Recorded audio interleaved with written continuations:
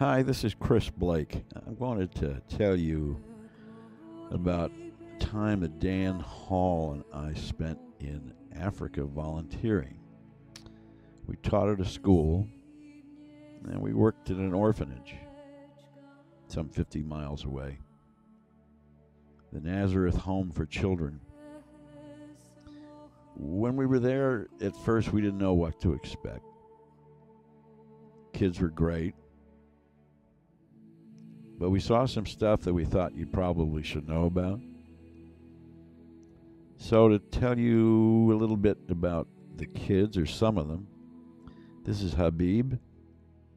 He arrived when he was about 6 months, and they'd found him lying at the side of the Masaka road and brought him to the orphanage.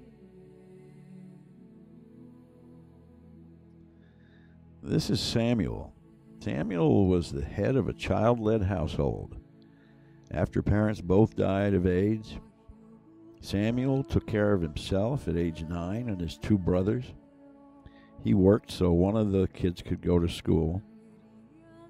Ultimately, the 2 brothers got taken by some relatives, and Samuel came to the orphanage and asked if he could be taken in.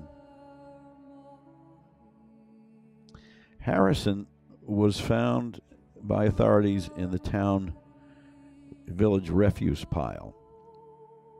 In other words, Harrison was found in the dump.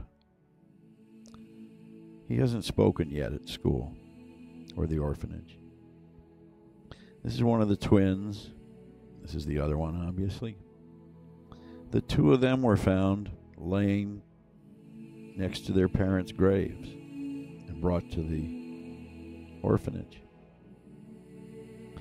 This is Makanga. He was dropped off at 6 months by a man who said he'd be right back. And that was, 4 years ago. This is Special Baby. This is a special baby. She was found lying in an intersection of 2 village roads, starving. They brought her to the orphanage. They put her in the hospital. She's going to make it. She'll be at the orphanage in a month or 2. This is Henry. Henry was dropped off by a mother who said she'd be back when she had enough money. This is Dondi. He walked into the orphanage at about age 4. Been there ever since. He's retarded. Can't get past 1st grade, but he's a great deal of help. These 2 are actually twins. They were found abandoned in downtown Masaka. The orphanage is in the jungle, essentially. It was founded by Josephine Makula. This lady, an 89-year-old nun who's as hard as steel, an orphan herself. She cuts corners. She keeps costs down as much as she can because she doesn't have much. These babies, for example, are going to be discharged to the orphanage, but the order is that they have soy products. Josephine has no soy, so she's asked volunteers, and we helped her get some soy products. She's cut other corners, which you can understand if you take a look at this picture, that one. If you look at the bars on the windows and the iron door, that's necessary.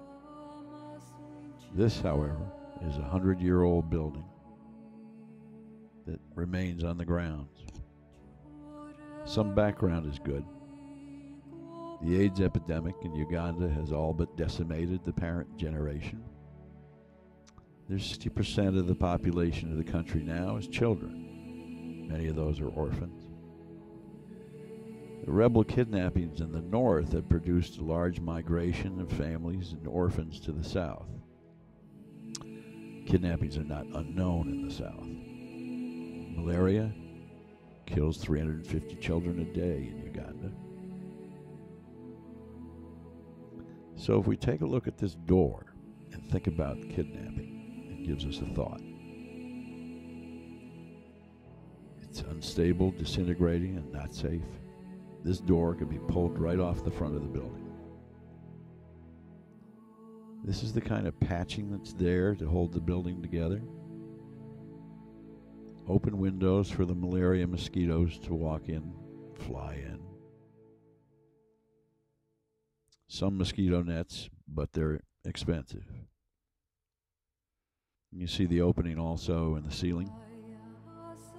They come in that way as well.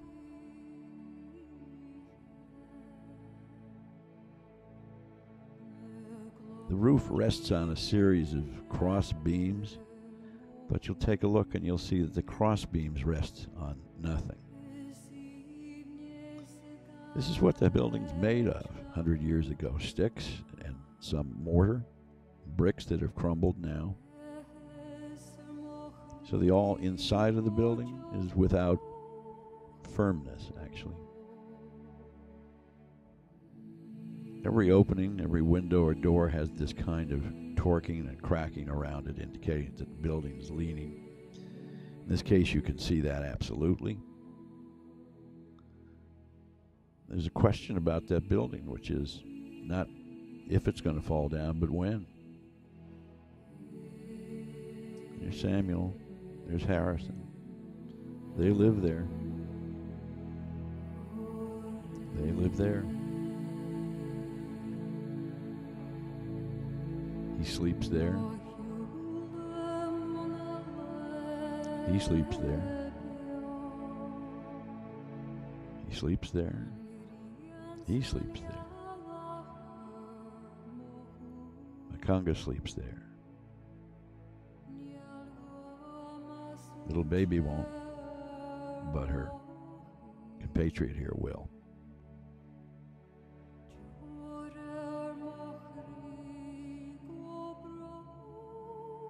These guys sleep there. These guys all sleep there. These are plans for a new house. They specify have the door away from the road, 5 new bedrooms, a play area, an exit that'll be behind gates so that the whole orphanage will be secure. These are costs. It comes to 15,000 American dollars. 15,000 for a brand new building. Safe. Bricks are going to cost $1,600. Roofing timber, $1,400. Each 2 metal doors, $125 each. 7 windows at $112 each, and so forth. Were people to write out checks to the Uganda Rural Fund, they might use those guidelines. However, the goal is simply to replace that building with a new safe one and to do it by Christmas. URF is a fully accredited nonprofit agency in the United States. All donations, 100%, will go to the construction of the orphanage. This is a serious humanitarian need, and there are many of those in the world, but this one is pressing, current, and right in front of us. Thank you very much.